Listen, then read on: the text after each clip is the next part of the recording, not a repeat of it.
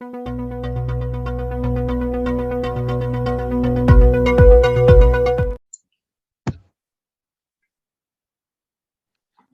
pagi, perkenalkan di sini nama saya Gaby dan rekan saya. Perkenalkan, nama saya Ali Haidar. Di sini kami perwakilan dari Kedutaan Besar Republik Indonesia yang berada di Australia, dan sekarang kami ingin mempresentasikan terkait bagaimana culture shock yang terjadi di Australia.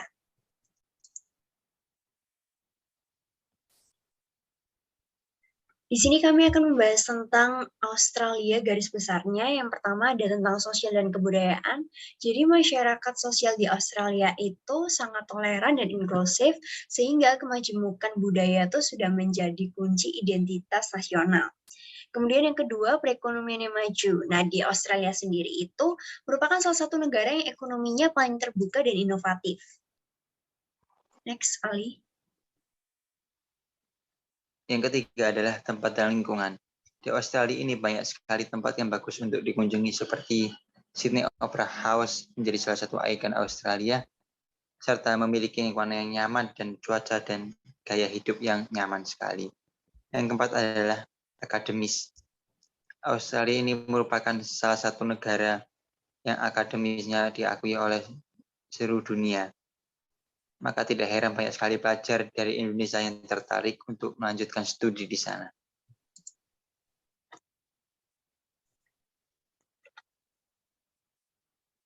Oke, di sini nanti akan ada 4 hal yang akan kami bahas.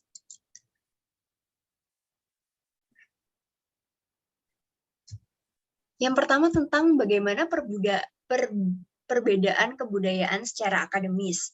Nah, yang pertama banyak fasilitas belajar online di Australia. Jadi di Australia ini tidak mewajibkan setiap mahasiswanya untuk selalu datang ke kampus, sehingga banyak mahasiswa tuh yang memilih untuk sistem belajar online lecture recording.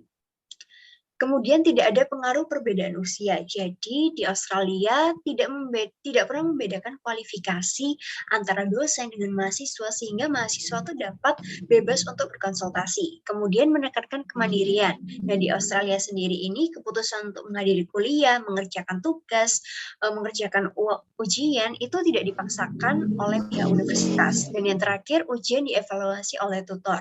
Jadi di Australia ini untuk mengoreksi tugas dan ujian itu dievaluasi oleh tutor yang sedang menempuh pendidikan S2 dan S3. Oke, next. Perbedaan budaya secara sosial. Di Australia sendiri itu masyarakatnya cukup menghargai waktu karena memandang bahwa waktu itu harus dimanfaatkan dengan efisien. Kemudian informalitas. Nah, informalitas itu ketika bekerja di suatu perusahaan, seorang karyawan itu tidak diharuskan untuk memanggil bos atau atasannya tuh dengan bapak atau ibu. Mereka cukup memanggil dengan nama depannya saja.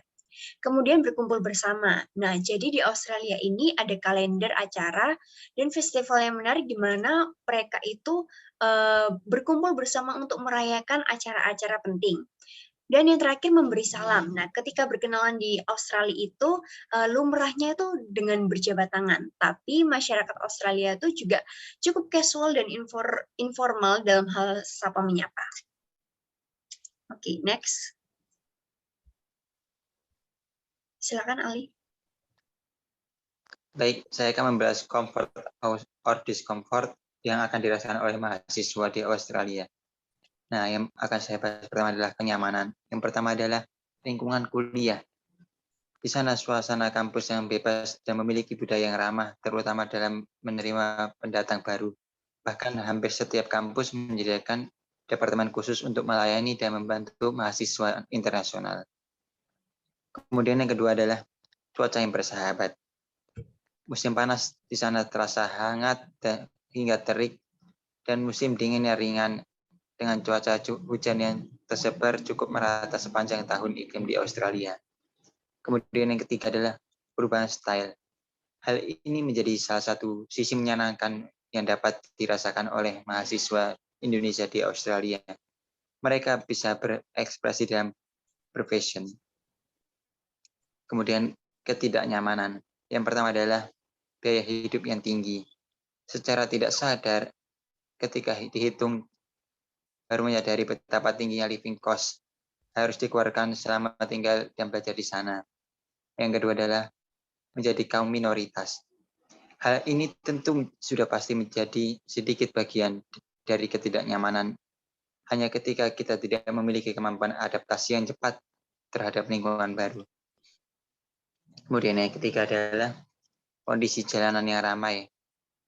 Karena di sana jalanan yang macet dapat membuat masyarakat menghabiskan waktu lama di jalanan. Hal itu juga mempengaruhi terhadap mood masyarakat. Next.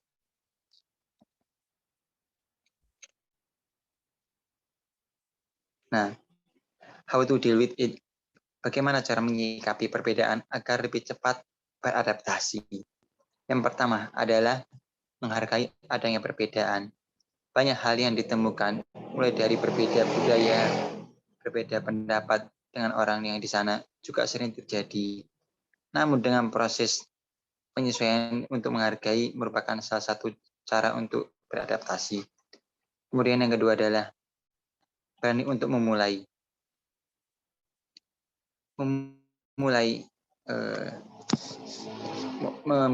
memiliki pergaulan yang luas agar lebih cepat beradaptasi dengan budaya di sana. Kemudian yang ketiga adalah mencari tahu informasi tentang aturan budaya dan gaya hidup di sana. Hal ini perlu dicari tahu adalah aturan baik tertulis maupun tidak tertulis agar kita bisa mengetahui aturan di sana, budaya di sana, dan gaya hidup di sana. Tentu agar kita bisa lebih cepat beradaptasi dengan mereka. Yang keempat adalah berkomunikasi dengan lancar. Kita mempelajari bahasa mereka. Tujuannya apa? Agar kita dapat bisa berkomunikasi dengan mereka secara lancar. Sekian, terima kasih atas presentasi kami. Mohon maaf apabila ada salah kata. Mungkin ada yang bertanya, mungkin ada yang ditanyakan. Kami rasa sudah cukup ya. Kalau misalnya ada yang ditanyakan lagi, bisa kontak more info di bawah ini. Sekian presentasi dari kami. Terima kasih.